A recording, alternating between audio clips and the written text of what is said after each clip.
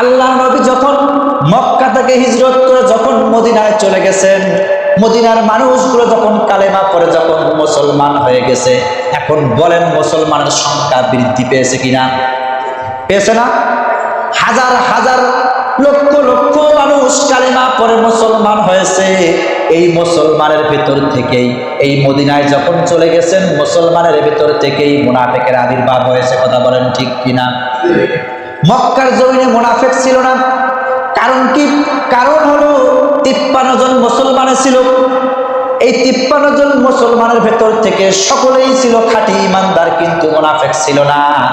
আর এই 53 জন মুসলমান যেই সময়ে কালিমা গ্রহণ করেছে, ইসলামটাকে বুকের মধ্যে লালন করেছে, নবীকে রসুল হিসেবে মেনে নিয়েছে, নেতা হিসেবে মেনে নিয়েছে, ওদের দিলের মধ্যে ছিল খাঁটি ঈমান। তাদের মনের মধ্যে কোনো সংশয় ছিল না, কোনো সন্দেহ ছিল না, কোনো ভয় ছিল না। আবু জেহেল মারবে এই ভয় ছিল না।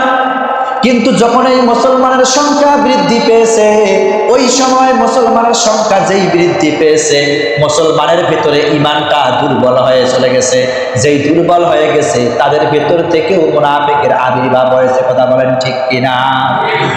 আজকে দেখেন আমাদের দেশের মধ্যে, বাহিরের দেশের কথা কি বলবো, আজকেও আমাদের দেশের মধ্যে দেখেন, আপনারা ফরিদপুরের ঘটনা দেখছেন কিনা সোশ্যাল মিডিয়া যারা আছেন, কে বা কারা মন্দিরের মধ্যে আগুন লাগাই দিয়েছে, দোষ চাপাই দিয়েছে মুসলমানের উপর। প্রিয় ভাইরা আমার, শুধুমাত্র সেখান থেকে তো শেষ নয়। আজকে দেখেন, আজকে আমাদের প্রত্যেকটা সেক্টরে, প্রত্যেকটা ক্ষমতার জায়গায়, প্রত্যেকটা ক্ষমতার চেয়ারের মধ্যে বসে আছে মুসলমান না হিন্দু? মুসলমানরা বসে আছে, কিন্তু মুসলমান রূপী হিন্দু। এরা কথা বলেন ঠিক কিনা? ভাই ভালোই বলেছে, ঠিকই বলেছে, হিন্দু। এরা মুসলমান রূপী মুনাফিক। এই মুনাফিকেরা বসে আছে। এই মুনাফিকেরা যতদিন পর্যন্ত মক্কার জিন্দেগির খাঁটি ইমানদারের মতো খাঁটি ইমানদার হতে পারবে না, ততদিন পর্যন্ত এদের দ্বারা আল্লাহ রাব্বুল আলামিন তাদের হাতে রাষ্ট্র ক্ষমতা দেবেন। এদের মনটা হলো কি, আলু খাই ডাল খাই, আলু খাই ডাল। এই সমস্ত নর্মাল ইমানদারকে হাতে এই যে রাষ্ট্র যদি আল্লাহ যদি দেয়, এই মুসলমানের যে মুনাফিকি যে চরিত্র, এই দেশ এরা 3 হাত মাটির নিচে দাবাই দেবে এই মুসলমানের। কথা বলেন ঠিক কিনা? ওই জন্য আল্লাহ জানে এই বান্দাদের হাতে ক্ষমতা দিলে এই ক্ষমতা ঠিক থাকবে না। এই কারণে এই মুসলমানদেরকে আল্লাহ রাব্বুল আলামিন জ্বালাবে, পোড়াবে, মার খাওয়াবে, শরীর থেকে রক্ত ঝরাবে, খাঁটি ইমানদার বানিয়ে ওই খাঁটি ইমানদারের হাতে আল্লাহ রাব্বুল আলামিন ক্ষমতা দিবে। কথা বলেন ঠিক কিনা? আমাদের মতো মুনাফিক মার্কা মুসলমানের হাতে আল্লাহ ক্ষমতা দেবেন? প্রিয় ভাইয়েরা আমার, আল্লাহ রাসূল সাল্লাল্লাহু আলাইহি ওয়াসাল্লাম যেখানে কালেমার দাওয়াত দেয়, মক্কার জমিনে, মদিনার জমিনে যেখানে কালেমার দাওয়াত দেয়, কোথায় গিয়ে কি পরামর্শ করে? এই পরামর্শ চলে যায় আবু জেহেলের কানে। এখন বলেন ভেজাল আছে কি না? কোথায় মক্কা আর কোথায় মদিনা? মক্কার ঘটনা কেমনে আবু জেহেল বুঝতে পারেন, সেখান থেকে আবার ষড়যন্ত্র করে। এই ষড়যন্ত্রের কথাগুলো, এই যে কৌশল অবলম্বন করেন যে রসুল কিভাবে কালিমার দাওয়াত দেওয়া লাগবে, কোথায় গিয়ে মুসলমানের সংখ্যা বৃদ্ধি করা লাগবে, এটাকে আবু জেহেল কি মক্কা থেকে জানে? পৌঁছায় কে? মুসলমান নামক মুনাফিকেরা, মুসলমান নামক মুনাফিকেরা পৌঁছায়। কারণ কি?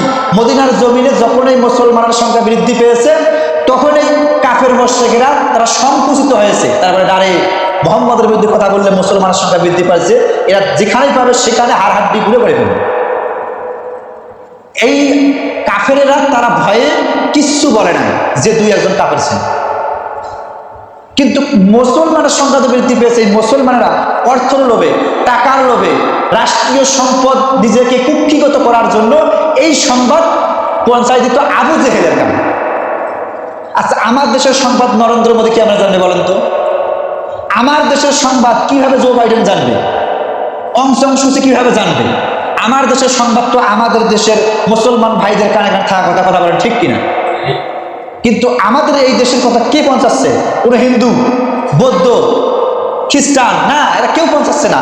আমাদের মতন মুসলমান নামক মুনাফিকেরাই পৌঁছাচ্ছে। কথা বলেন ঠিক কিনা? তাহলে এরা কারা? মদিনার জমিনে যিনি মুনাফিকের সর্দার ছিলেন, এই মুনাফিক কে ছিল জানেন? আব্দুল্লাহ বিন উবাই ইবনে সুলুল। এই ব্যক্তি ছিল মুনাফিকের সর্দার। প্রিয় ভাইয়েরা আমার, তাহলে মুনাফিক কাকে বলে আপনারা জানেন কি? মুনাফিক বলা হয় মুখে বলে, মনোযোগ দেন, মুখে বলে আমাদের হুজুর কি সুন্দর ওয়াজ করে মসজিদে গো, এত সুন্দর হুজুর, ও খুব ভালো ওয়াজ, খুব ভালো বয়ান করে। বাইরে যে অন্তরে অন্তর থেকে ঘৃণা, হুজুর সুদের বিরুদ্ধে ওয়াজ করে গেছি আমি, ঘুষের বিরুদ্ধে ওয়াজ করে, জেনার বিরুদ্ধে ওয়াজ করে। এই যে হুজুরের ওয়াজ শুনে ভালো, হুজুরের পেছনে নামাজও করে, হুজুরের কোরআন তেলাওয়াতও ভালো শোনে, হুজুর রুকু করে সেও রুকু করে, হুজুর কি নামাজ পড়ায় সেজদা করে, ওই মুসল্লি কি করে নামাজও করে সেজদাও করে রুকু সেজদা করে, হুজুর ইমাম সাহেব যা করে সবই পছন্দ। কিন্তু হুজুরকে কেন আমি নেতা হিসেবে মেনে নেব? হুজুরকে কেন নেতা হিসেবে মেনে নেব? আমি মুহাম্মদ সাল্লাল্লাহু আলাইহি সাল্লামকে কেন নেতা মানবো? আমি নেতা মানবো আবু জেহেলকে। তার মানে কি? মুখে মুখে আমার সঙ্গে প্রীত, আই লাভ ইউ, আর অন্তরে অন্তরে আই হেট। এর নাম হচ্ছে মুনাফিক। এর নাম কি? তাহলে মুখে বলে অন্তরে বলে না, এর নাম হচ্ছে মুনাফিক। আবার অন্তরে বলে, কান খাড়া করেন, অন্তর দিয়ে বলে ইস হুজুর আসলেই খুব ভালো গো, এত সুন্দর হুজুর, হা হা, কিন্তু মুখ দিয়ে বলে না, এর নাম হচ্ছে কাফের। এর নাম কি? কাফের। মুখেও বলে না, অন্তর দিয়েও স্বীকার করে না, এটা হলো ফাসেক। এটা কি? আবার কান খাড়া করেন, শোনেন, মুখে সুন্দর সুন্দর কথা বলে, হুজুর ভালো, হুজুরের ওয়াজ ভালো লাগে, হুজুর কেন সুদের বিরুদ্ধে ওয়াজ করে, হুজুর কি আর ওয়াজ চোখে দেখে না? একই ওয়াজ হুজুর বারবার করে। আপনারা বলেন তো, আমি কি আপনাদের মসজিদে আসার পর থেকে একই ওয়াজ কি বারবার করছি? তাহলে আপনারা তো গিয়ে বাজারের মধ্যে আপনারা তো বিভ্রান্তি শুরু করে দেন, হুজুর একই ওয়াজ বারবার করে, সুদের কথা বলে, হুজুরের আদম হওয়ার ঘটনা একই দিনে বলে। আপনারা তো বলেন, এই যে এইদিকে এসে মুখে মুখে বললেন, কিন্তু ওইদিকে বাইরে কি অন্তর দিয়ে ঘৃণা করলেন, এর নাম হচ্ছে মুনাফিক। আর যেটা অন্তরে বলে মুখে বলে না, এটা হচ্ছে কি? কাফের। অন্তরে বলে খুব ভালো। এর মজার ঘটনা বলি, আব্দুল্লাহ ইবনে মাসউদ রাদিয়াল্লাহু তাআলা আনহু, তিনি হচ্ছেন তাফসীর জগতের একজন সম্রাট। তিনি একদিন রসুলকে বলেন, ইয়া রাসূলুল্লাহ, মক্কার জমিনের ঘটনা বলছি, ইয়া রাসূলুল্লাহ সাল্লাল্লাহু আলাইহি সাল্লাম, আপনি শুধুমাত্র আমাকে অনুমতি দেন, আমি কাবার চত্বর গিয়ে কালিমার দাওয়াত দেই এবং আমি কোরআন তেলাওয়াত করব, সূরা রহমানটা তেলাওয়াত করব। আল্লাহ রাসূল সাল্লাল্লাহু আলাইহি ওয়াসাল্লাম ডাক দিয়ে বলেন, বাবা আব্দুল, তুমি তো মক্কার জমি, তুমি যাবা কাবার ঘরের ওখানে গিয়ে তুমি কোরআন তেলাওয়াত করবে, আবু জেহেলরা শুনলে তো অবস্থা খারাপ করে দেবে, দরকার নাই, কিছুদিন যায় না। ইয়া রাসূলুল্লাহ, আমার মনটা কেন জানি মানতেছে না, আপনি একটু অনুমতি দেন, কান খারাপ করেন, আপনি একটু অনুমতি দেন, আমি একটু কোরআনটা আমি মানে আমার হৃদয় দিয়ে আমি শুনতে তেলাওয়াত করতে চাই, এটা ছড়িয়ে ছিটিয়ে দিতে চাই। প্রিয় ভাইয়েরা আমার, যেই না আব্দুল্লাহ ইবনে মাসউদ রসুলকে এই কথা বলেছেন, রসুল আর বাধা প্রদান করতে পারলেন না। এবার আব্দুল্লাহ ইবনে মাসউদ রসুলের কাছ থেকে সবুজ সংকেত পাওয়ার সঙ্গে সঙ্গে তিনি ছুটে দৌড়ে চলে গেলেন, তিনি দৌড়ে চলে গেলেন কাবার কাছে।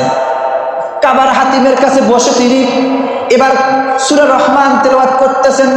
আর রহমান আল্লামাল কুরআন ফালাকাল ইনসান। আল্লাহ রাব্বুল আলামিন তার কোরআন তেলাওয়াতটাকে এত পছন্দ করলেন, তিনি এবার তার ওই কোরআন তেলাওয়াতটা বাতাসের মাঝে হেলতে দুলতে দুলতে আবু জেহেলদের, কাফের মুশরিকদের কানের মধ্যে পৌঁছাই দিলেন। আবু জেহেল ঘর থেকে বের হয়ে দেখতেছে, কে রে, এত সুন্দর করে কোরআনুল কারীম, এত সুন্দর করে আলোচনা কে করতেছে? আবু জেহেল ঘর থেকে তরবারি নিয়ে বের হয়েছে। এরা বলে কি রে, আল্লাহ ছাড়া কোনো মালিক নাই, আল্লাহ ছাড়া কোনো উপাস্য নাই, আল্লাহর জমিনে আল্লাহর দিন প্রতিষ্ঠা করতে চায়। এরা কারা? মনে হয় এই জমিনের মধ্যে মনে হয় আর আমার ক্ষমতা থাকবে না।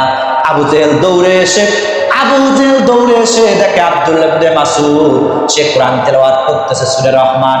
যেই না তেলাওয়াত করা শুরু করে দিয়েছে, আবু জেহেল তার বাম হাত দিয়ে আব্দুল্লাহ ইবনে মাসউদের কান বরাবর ঠাস করে একটা থাপ্পড় বসাই দিয়েছে। নাউজুবিল্লাহ বলেন। যেই কান বরাবর থাপ্পড় বসাই দিয়েছেন, থাপ্পড় বসাই দেওয়ার সঙ্গে সঙ্গে এবার আব্দুল্লাহ ইবনে মাসউদের কান থেকে এবার রক্ত পড়া শুরু শুরু হয়েছে, রক্ত বের হওয়া শুরু হয়েছে। যে রক্ত বের হওয়া শুরু হয়েছে ওই সময় আব্দুল্লাহ ইবনে মাসউদ কোরআন তেলাওয়াত বন্ধ করে তিনি রাসূলের কাছে গেলেন, ডাক দিয়ে বললেন, ইয়া রাসূলুল্লাহ, ইয়া হাবিবাল্লাহ, আপনার অনুমতি ক্রমে আমি কোরআনুল কারীমের সূরা রহমান তেলাওয়াত করা শুরু করে দিয়েছিলাম।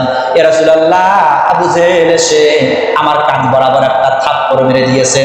ওই থাপ্পড়ের কারণে আমার কানের পর্দাটা ফেটে গিয়েছে।